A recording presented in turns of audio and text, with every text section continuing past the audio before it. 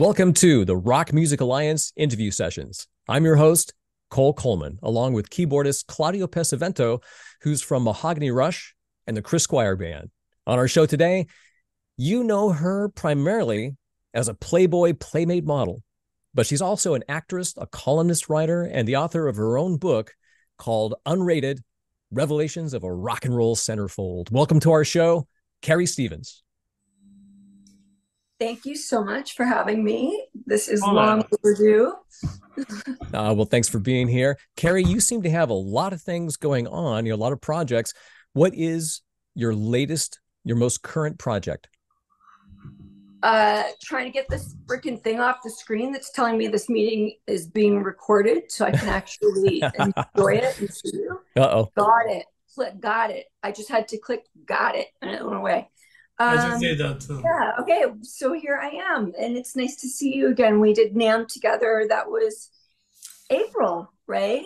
Yeah, April. Boy, time flies. Time flies. Yeah, that was a great time though. Thank you it was just so nice to be social and be around people and see a lot of familiar faces and meet a lot of new people. I had a really good time. So what am I doing since? What am I doing since? Oh, that's an interesting question that nobody probably wants to hear. But I have not been well, like for a couple of years. I've had a lot of problems. So I actually took matters into my own hands, and I am studying now to be a functional medicine nutritionist. So yeah, that's what I'm mainly doing, is saying interesting to everyone who couldn't help me and helping myself. So you're totally rock and roll. Yeah, so your main project is really just health. Yeah. Well, it had to be. I had to make my health my priority. As you know, I almost couldn't make it to NAMM because and I don't want to turn this into a health podcast because it's not, but my symptoms were changing. One problem caused another, and the medications made things worse. And no doctors seem to be able to find the problem, help me with what's most important, and that's what you put in your body nutritionally. So I've decided to go down that path. So I'm also still, obviously, there was a huge strike. I think most people are aware, or is it just LA people? The writers and the actors were on strike for many months. So it gave me a nice little window to be able to reflect on what's next for me in my future, and if I still really want to do that or not. And I do still love to be on camera. I love acting, and it's all I know. I've been doing it since I was 19. Actually, no, successful since I was 19. Doing it since I was 10 when I did my first commercial. And in small town Massachusetts. So I've come a long way. And it is still my passion, but I'm not what do you say, like, I think everyone these days, whether you're a musician or an actor, like, you have to have more than one skill. I remember, like, when I first started being an actress, when I came to LA, like, you were embarrassed to say you had to have a waitressing job, and now, like, everyone has to have 4 jobs to make a living. So yeah, like, yeah, I hear you. Yeah, but the world has changed. It's the jobs don't pay what they used to pay. Sometimes there are none, and I still love doing it. My type is not in style, like a middle-aged white women, or like, sorry, but we're not cast.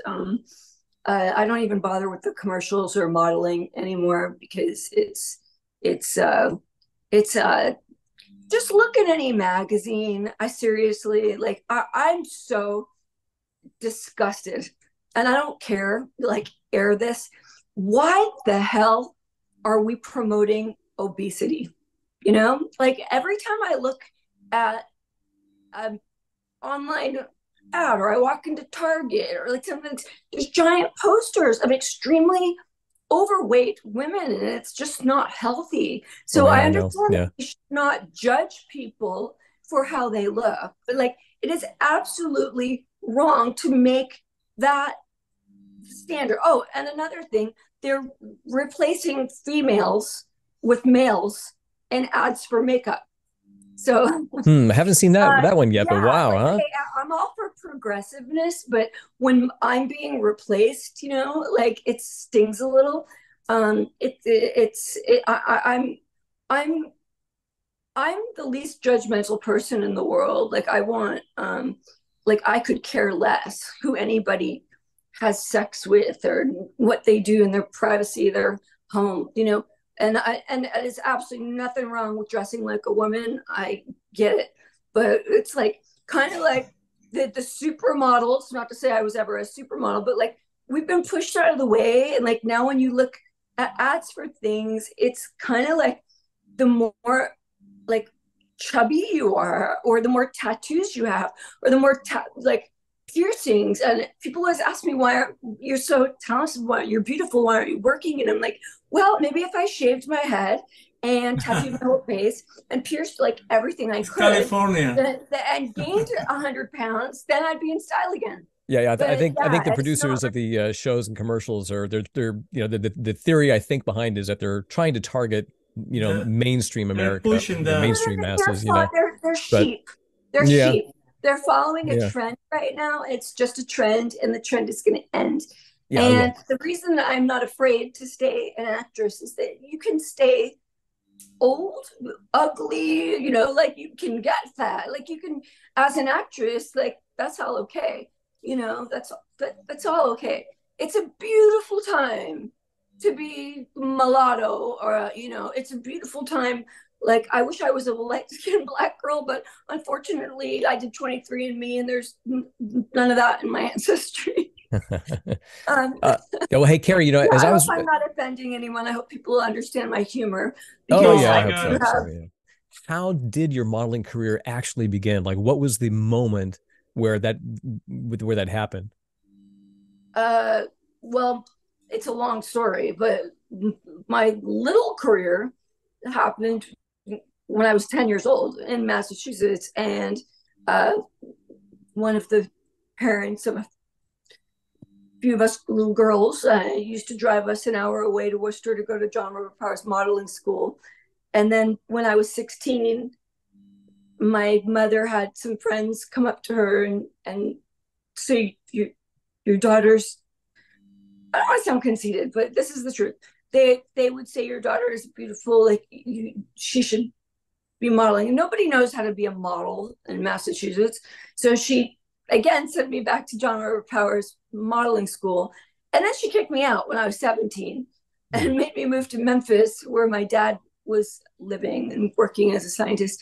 And there was a John Robert Powers modeling school there. So I continued my education in modeling, and that's where I met all of my rocker chick friends. And that's how I got, that's why I'm on your podcast. The little start I had by going to modeling school didn't amount to much. And when I came to LA, basically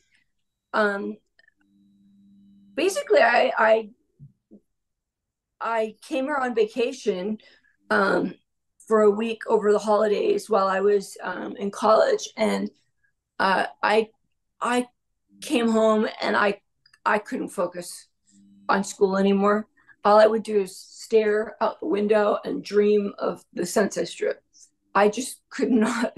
I couldn't focus anymore. And then the final nail in the coffin was when Eric Carr called me, because we had hooked up in Memphis and we stayed in touch. And I told him I wanted to move to LA. And he warned me what happens to nice girls when they move to LA. And he also told me that he was going to be in LA to record Hot in the Shade. And my little mind went ding, click, okay, I'm going. So yeah, he actually tried to talk me out of it. explaining, and he was right. He actually was right. And I think about that a lot to this day. Like, what would my life be had I listened to him? Had I stayed in college and I was a journalism major, I wanted to be Barbara Walters. I didn't want to be Carrie Stevens. I wanted to be Barbara Walters. And he did. He tried to stop me, and I didn't listen because I just wanted to be with him. And then when I was with him, one night we were, or was it the afternoon? I don't know. We had sex like all the time, like countless, who knows how many times a day. But he had mirrors on the ceilings and on the walls. And one day he said to me, he said, you know, you look like one of those girls. And I said, what girls? And he said, the ones in the magazines. And I'm like, what magazine? And he said, Playboy. And he said, you should talk to Shannon Tweed. She'll help you. And I was terrified of Shannon Tweed. So I was not gonna, even though I'd met her, like, terrifying. She's terrifying. So I was way too young and shy, and like it took me like another decade before I had the nerve to actually try out for Playboy. But like, yeah, it was actually Eric's idea. I finally auditioned on my when I was 27, and 3 months later, on my 28th birthday, I was Miss June 1997. And I talk a lot. If anyone bothers to read, which no one does, the articles, they just look at the centerfold and the pictures. If anyone actually reads my interview, it is all about Eric, and I do talk about him and give him the credit. And he has been by my side, walking with me. Do not make me cry in this interview, because I do this in everyone. But I've always included him in my life, always, because I've always had such gratitude for him. Because like he saw something in me, and he wanted to lift me up, and he wanted to make me better, than even what he saw in me. And that is the definition of love. The definition of love is when you want to make somebody better, not bring them down. You want to lift them up. And it just breaks my heart, because, I just don't know if I'll ever, I shouldn't go there. All right. That's all right. I just appreciate him so much, and that's why I always include him in everything. And every relationship I've had since, yes, I have been accused of living in the past and not letting go. And you try living in my shoes. You try letting go of somebody like that. I will not. Sure. So my way of giving back is keeping his legacy alive. And absolutely. Yeah, we'll touch again on that just a little bit later. For our listeners, just in case you don't know, Eric Carr, of course, is the drummer from the band Kiss. And so that's who we're talking about here. But take a breath, Carrie. And I wanted to ask you how your television career really took off, or I should say your acting career in general. So can you take us through that? I'm just going to keep talking about Eric. It was so cute. Like, I remember my very first, it's not a well-known series, but it was called Parker Lewis Can't Lose. Like, it was a network show. It was my first audition. And Eric actually came on the Sony lot with me. Like I remember everyone staring, like, there's the drummer for Kiss, like, at this audition, like, what's he doing there? And he used to remember when faxes, there was a way to fax. So when he was on tour with Kiss, I would fax him it's called sides, your pages for your audition that you have to learn your lines. So I would fax their hotel, my sides. And after the Kiss shows on the road, like, he would read my lines and practice my scenes with me before my auditions. Yes. Are you understanding now? Like, why Very nice. I hate this man so much? Yes. I'm sorry. I'm like tearing, but it's like, I don't know. I've never met anyone since that was willing to do that for me. I don't know if there's anyone that exists, but he's the reason that I never gave up, because I felt like he believed in me so much that if I gave up, like I would disappoint him so much. Oh, I've got it. I understand. There's people like that, of course, that you come across in your life, and they're incredible people. They have such an energy and a depth about them, and like of course, you're going to carry that moment and carry that person with you all the time. So I understand. Now you've written a book about your life as a Playboy model and your time with Eric Carr, the drummer from the band Kiss. And it's called Unrated Revelations of a Rock and Roll Centerfold. Yeah. So tell us about the book and what sort of stories people will read. You'll read a lot of my stories, but I swear, like every day I'm in the shower going, I forgot to say this. I forgot. Like I could write another one, but I'm like, well, no, you can't write like book 2 things I forgot to say.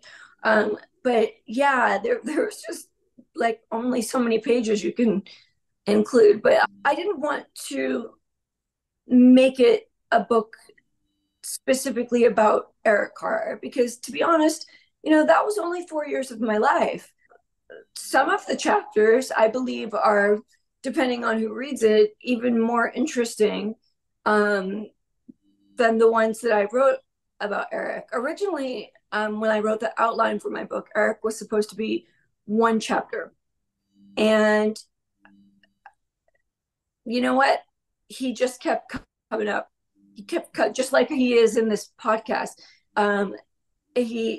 There's actually only 1 chapter he's not mentioned in, because he just kept coming up as I was thinking and writing, and you'll understand when you read it. But he influenced my life greatly, or he wouldn't be in every chapter except 1. I want to be the same girl that Eric fell in love with. I want to be that same girl. I don't want to be the girl that went through all this shit since he died. No, I want him here to still love me and protect me like I had when he was alive.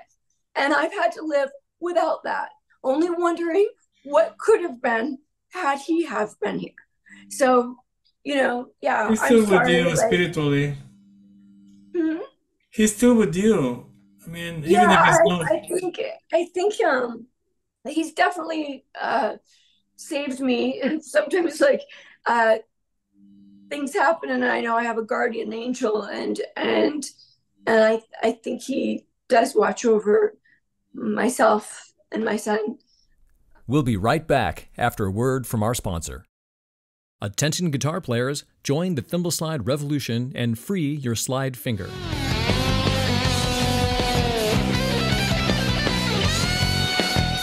The thimble slide is a mini guitar slide designed to be worn on the tip of your finger, about 3/4 of the way down your fingernail. When worn there, you can still bend your finger, and most importantly, it's allowing enough of your fingertip through so you can press the guitar strings. The thimble slide is larger at the back and smaller at the front, so it follows the contour of your finger.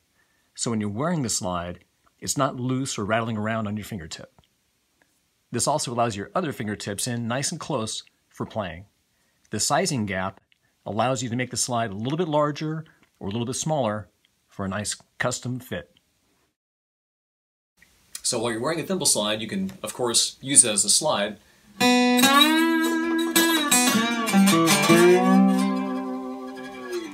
But more importantly, it allows you to still fret the strings so you can play the guitar. You can play chords. You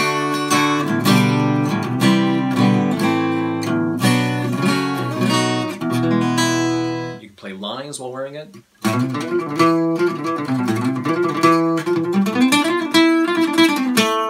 You can bend strings with your ring finger.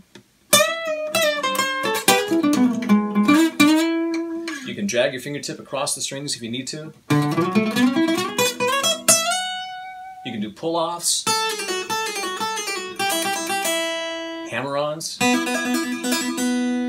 So there you go. You can actually still really do all the things you need to do to keep playing guitar. It's like...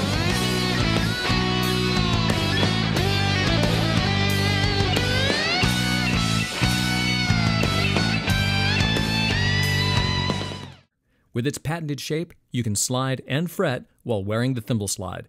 Visit thimbleslide.com. That's thimbleslide.com. On your website, people can buy your photos, right? They're signed photos. They can get autographs. Yeah, but I have like a million more that are not on my website. Oh, okay. Because I never update my website. So if anybody wants a particular photo of me that they happen to see on the web somewhere, they can just info@carriestevens.com, send me a message. That's the best way to do it. And that's very cool. I want to mention that again. So she's saying if you come across a photo on the web of Carrie, and there are quite a few, and you like that photo, send it to Carrie. She may have that photo. Well, if not, I can make them one. But yep. it's just that updating the website to sell photos is just sort of not my thing. Yeah, no, you know, like you need a webmaster. Are you offering, Claudio? Yeah, Claudio's offering. Yeah. Yeah, I have 12 billion photos. Do you realize that? Like it's not like I only have 6. Like I have like every week there's more and more and more. And I have an OnlyFans page, so I have content for that going up all the time. It is not porn. Don't go there if that's what you want. Don't expect any dildo crap going on.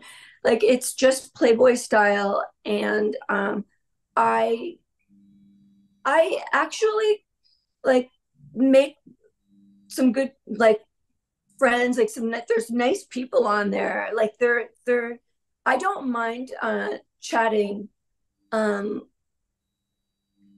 believe it or not, I think I get the rockers. They like to talk about music with me. And whenever I do a video, I do it to a cool rock song. And I think I've like got this niche down, like as, the girl with good taste in music, because like guys like rock, and like most girls have shitty taste in music, but I'm a rocker chick. So yeah, I do that, and that's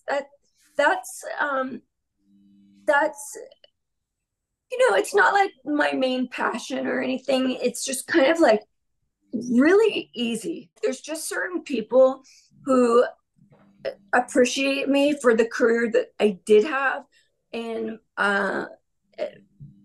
mostly like people that know me from Playboy, and they just like to, I don't know, some of them are much younger than me, and they're like, oh, you're the first girl I ever saw like nude, and I never forgot you, and you're like, and like well, that's understandable. That's understandable. They're your fans, and I remember your pictorials when they first came out, but yeah, breathtaking photos.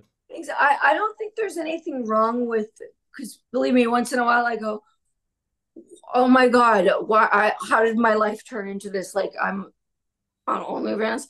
But do you know that when you look at the industry, what I was telling you earlier is that men in makeup, like drag queens and very overweight women, and nobody, I'm not going to play the race card, but you know what I'm talking about. Like just like, unless you're a famous movie star, like you're really not in style anymore. Like to me, you're like, it's hard. It's the modeling industry. Instagram basically ruined it in the first place, by the way.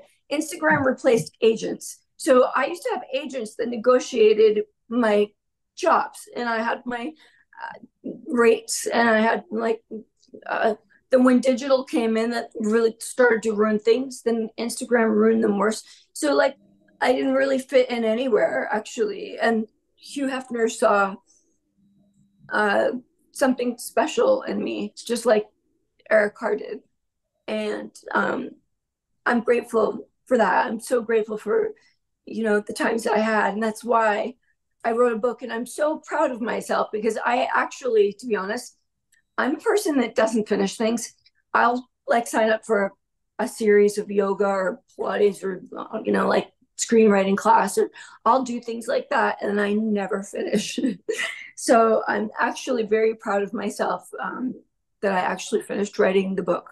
And you should be proud. I got to say, it is an accomplishment. I mean, anybody out there, for musicians, when the equivalent is writing an album, writing and recording an album, it's an ordeal, for anybody. To write and record a song is one thing, but to do an album is another, and to write a book is yet another.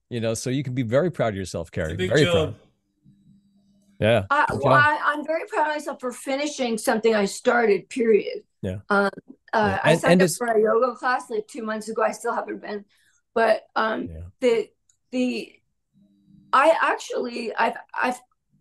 contacted a couple of my musician friends recently. It's probably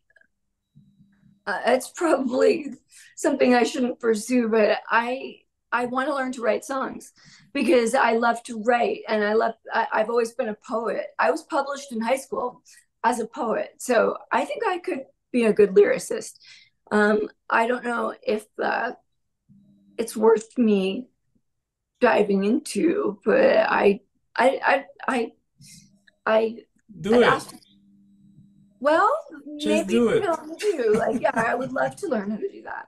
So it's always good to cast your bread on the water and try new things. I do have to say, in at this moment in time, I mean, it is damn tough to make any kind of money at all in music unless you get to the point. That's why I'm saying I don't know if it's worth my bother. Because even though like I have a passion, like I told you recently, her name is also Carrie, but she's an airline pilot for American Airlines, and she asked me what my dreams are, and I'm like, I don't have any. And because none of the dreams that I have are ones that will make me a living. And the ones that I feel like I've reached the pinnacle of the times that I was in them. Like when I was Miss June 97 and the acting and all the things that I've done, I feel like I did take. I don't want to limit myself. I know I can be 90 and I'm not, unfortunately, I don't really see myself being Betty White or anything, but like, I just like, I don't have dreams that I feel are feasible. Like, I feel like, yes, I dream of being able to write a song, but how am I going to make money at that? And I see my son, actually, who's in college, going through the same thing. He would have loved to be in the music industry. He would have loved to have a career in music. I sent him to School of Rock from the time he was 8 years old until the time he was 13. And he said, I'd love to go in the music industry, but I don't see how I'm going to make any money at it. So he's into aviation. Now he goes to Embry-Riddle Aviation. He's in airline management. So he'll be able to make a living. As far as I go, I'm like, well, I hope Eric continues to watch over me and save me, because I picked some very unstable businesses to be in. And I'm actually pretty darn lucky that I can still prance around in my panties at this age. And not that I want to do that, but it's actually the only thing that makes money, and it is fucking disgusting.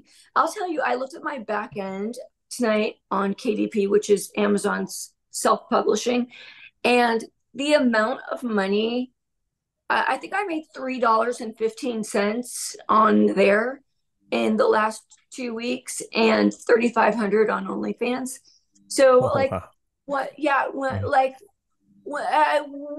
don't even have to do anything, by the way. Like, you know what? When we get off this podcast, I'll probably like sweep the floor and wash the dishes in my underwear and like make a few $100. It's so ridiculous. And it's Carrie, it's making me angry. That's where you have a big advantage, there, because like nobody wants to see me walk around naked. So well, That's probably true. Yeah, Hey, just make it Carrie, happen, I Carrie, can your take some good biggest, photos, your but I don't biggest, really like. I would like to be valued for uh, other things besides my ass. Like I would like to be valued for if my my writing, like my acting, my like something else. But it seems like all anybody cares about is seeing me naked.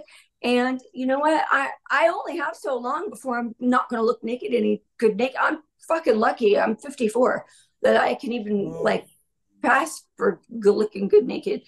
So I like, think your Well, biggest dream yeah, now and should be it's just like, do you understand how insulting it is? Like when I spent 3.5 years writing a book, and in the pandemic, in the first 3 months I was on OnlyFans, I made way more than I made on that book, and I don't even do porn.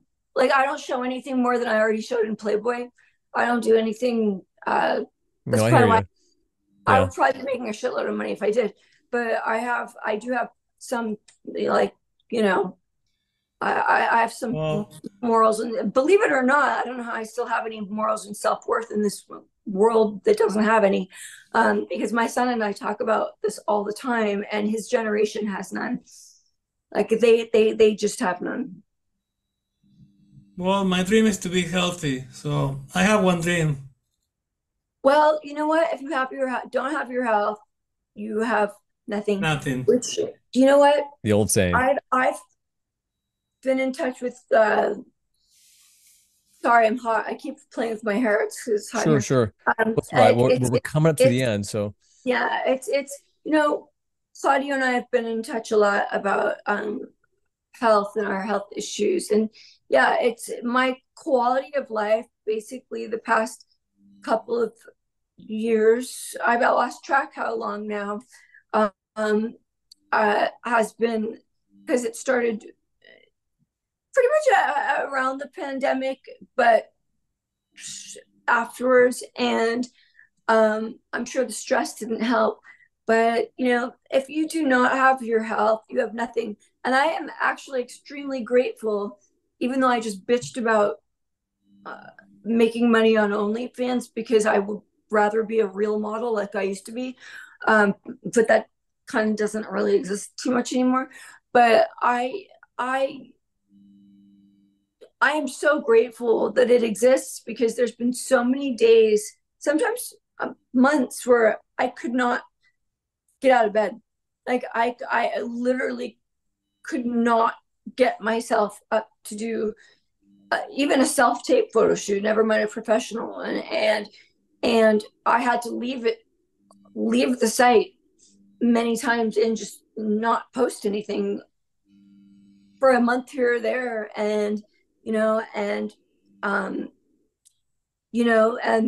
and it's hard. I have to go on and explain, like, I'm sorry, like, I've been absent, and here's free memberships for the first 100 people that join. But it's like, but you know what, how else, like, while I've been home and sick and there's a strike with the actors, even if I did get a job, I'm like, I was afraid I'd actually get one because I was too sick to do it. And then seriously, like, if it wasn't for that online work, well, you know what, I wouldn't have had any at all. So I shouldn't complain at all. I am grateful it exists. Before 2020, we didn't even know about that. Wasn't even an option. yeah.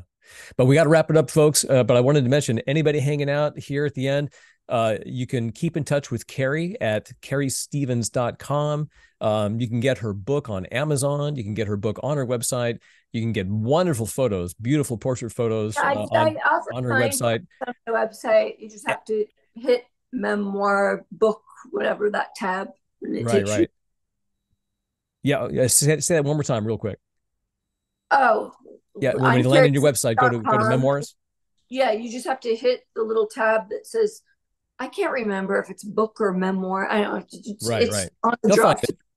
I don't know my own website. I'm sorry. I don't go to They'll my, find it. But but just it's saying, out there's a there. lot of ways to check out Carrie. Like I say, there's photos, there's her book, and she's got her OnlyFans. So be sure to keep in touch with Carrie at carriestevens.com and social media. Thanks for being on our show, Carrie. I am Carrie Stevens XO. I'm Cole Coleman, and for Claudio Pesavento, the Rock Music Alliance, and the RMA Awards, thanks for watching and listening. Visit us at rockmusicalliance.com and check out this year's RMA Awards for rock, metal, and progressive rock music.